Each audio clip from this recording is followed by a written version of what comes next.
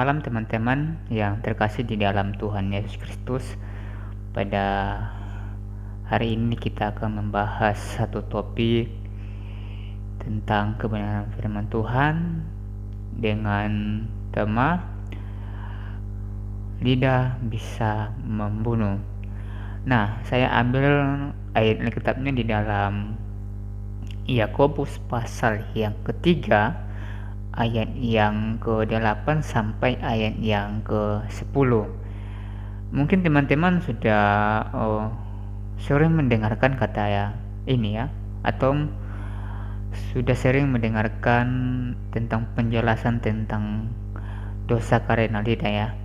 Tetapi mari kita berfokus pada ayat yang ke-8 sampai ayat yang ke-10 dengan judul perikop tentang atau dengan tema yang ingin kita bahas hari ini adalah dosa karena lidah.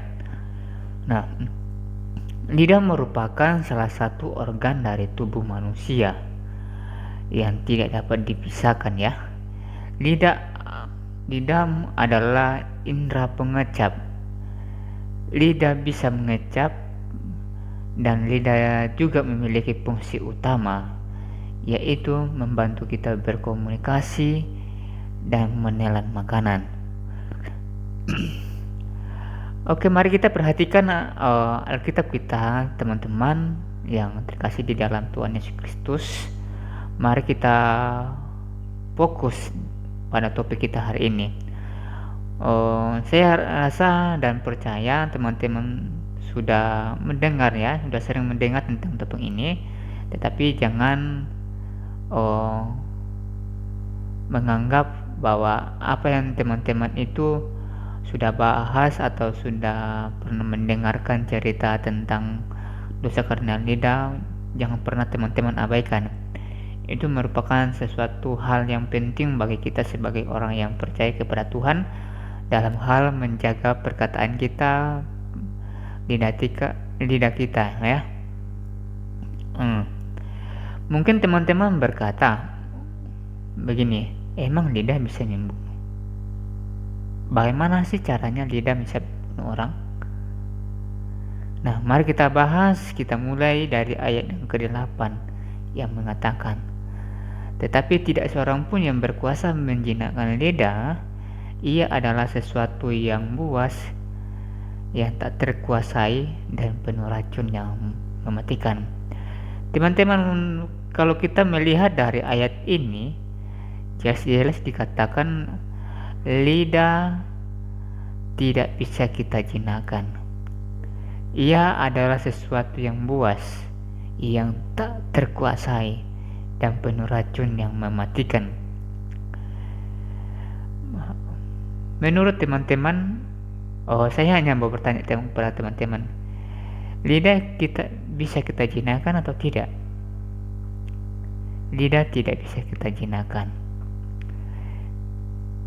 Tidak sama kita menjinakkan hewan peliharaan kita di rumah atau dimanapun tempatnya.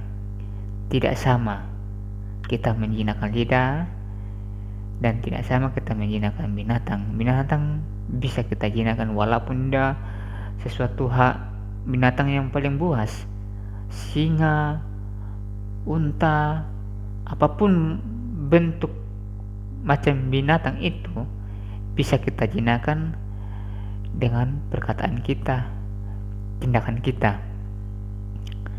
Dan lidah merupakan sesuatu yang buas, seperti binatang, bukan? Yang buas. Nah, di sini seolah-olah Rasul Paulus berkata, singa dan binatang buas, atau menurut singa merupakan binatang yang paling buas, serta kuda dan unta dan makhluk-makhluk yang paling kuat telah dikendalikan atau dijinakkan oleh kita sebagai manusia.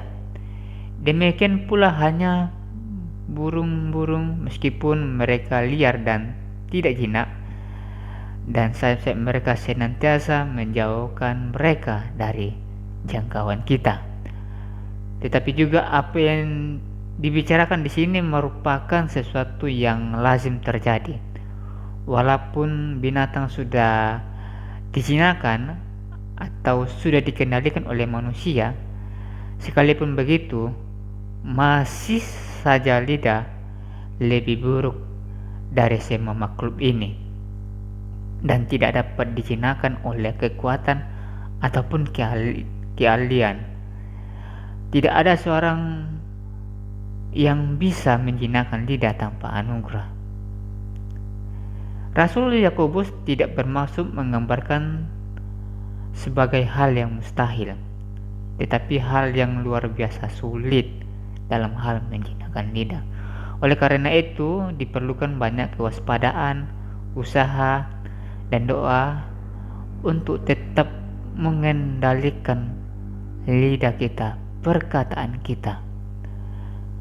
Namun kadang-kadang semua usaha ini pun masih saja kurang. Sebab ia adalah sesuatu yang buas, yang tak terkuasai dan penuh racun yang mematikan ya. Binatang-binatang buas dapat dipelihara dan jinakan, tetapi lidah tidak mudah untuk kita kendalikan dan jinakan. Lidah mudah menerobos sesuatu batasan atau aturan yang menjemburkan racunnya pada satu atau lain kesempatan, meskipun kita sudah bertindak dengan sangat berhati-hati. Sehingga lidah bukan saja perlu diawasi, dijaga atau dikendalikan sama seperti binatang buas atau makhluk yang berbahaya dan beracun, tetapi juga akan diperlukan jauh lebih banyak perhatian dan upaya untuk mencegah semburan-semburan dan dampak-dampak yang merusak lidah kita. Walaupun begitu, kita diajarkan untuk merenungkan bagaimana kita menggunakan lidah kita di dalam agama dan dalam melayani Tuhan. Dengan perenungan ini, saudaraku, kita juga diajarkan bagaimana menjaga lidah kita supaya tidak mengutuk, mencela, dan melakukan apa saja yang jahat pada kesempatan lain. Di ayat yang ke-8 atau di ayat yang ke-9 sampai ayat yang ke-10, dengan lidah kita memuji Tuhan Bapa kita, dan dengan lidah kita mengutuk manusia yang diciptakan menurut rupa Allah. Dari mulut yang satu keluar berkat dan kutuk. Hal ini saudara-saudaraku tidak boleh terjadi demikian. Betapa tidak masuk akal bahwa orang yang menggunakan lidah mereka untuk berdoa dan memuji, tetapi juga menggunakan untuk mengutuk orang, menfitnah orang, dan lain sejenisnya. Jika kita memuji Allah Bapa kita, itu seharusnya mengajarkan kita untuk berbicara hal-hal yang baik mengenai rahmat kepada semua orang yang mengenakan gambarnya. Lidah yang menyapa yang ilahir dengan rasa hormat harus tetap dijaga setia, supaya jangan berbalik kepada sesama dengan memakai bahasa yang mencerca dan memaki. Dikatakan tentang para serafim yang memuji Allah bahwa mereka tidak berani menghakimi dengan kata-kata hujatan. Terlebih lagi, jika manusia mencela orang yang tidak mengenakan gambar Allah dalam indera-indera alami mereka, tetapi juga yang diperbaharui menyerupai rupa Allah oleh anugerah Injil, maka ini merupakan perbuatan bertentangan yang paling memalukan bagi pengakuan bibir mereka bahwa mereka menghormati yang asali. Hal ini tidak boleh terjadi bagi kita sebagai orang yang percaya kepada Tuhan. Dan jika perenungan-perenungan seperti itu selalu kita perhatikan, maka pasti tidak akan terjadi hal yang demikian. Kesalehan dipermalukan jika hanya dipamerkan tanpa ada kasih di dalamnya. Lidah menyangkal dirinya sendiri jika pada saat waktu ia bergerak memuja kesempurnaan Allah dan mengembalikan semuanya kepada Dia, sementara pada waktu lain ia mengutuk orang-orang baik sekalipun jika mereka tidak memakai kata-kata atau ungkapan-ungkapan yang sama seperti yang digunakannya. Jadi teman-teman yang terkasih di dalam Tuhan Yesus Kristus, kita sudah belajar tentang kebenaran firman Tuhan. Jadi kita harus berhati-hati dalam berkata-kata, dalam menyampaikan sesuatu.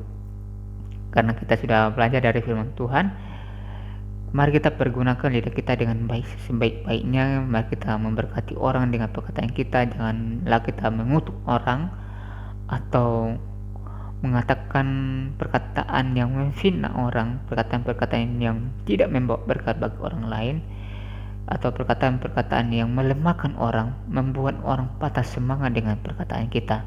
Mari teman-temanku yang terkasih di dalam Tuhan Yesus Kristus, sebagai orang yang percaya di dalam Yesus Kristus, kita harus memberikan perkataan-perkataan yang membangun, menyampaikan perkataan-perkataan yang membuat mereka semangat hidup untuk menjalani kehidupan mereka. Jangan pernah kita memberikan perkataan-perkataan yang membuat mereka down atau membuat mereka patah semangat dan tidak mempunyai harapan hidup. Mungkin ini yang bisa saya sampaikan kepada kita semua teman-teman. Biarlah perenungan pada hari ini dapat memberkati semua. Doa saya, apapun yang teman-teman kerjakan, lakukan, Tuhan pasti akan memberkati.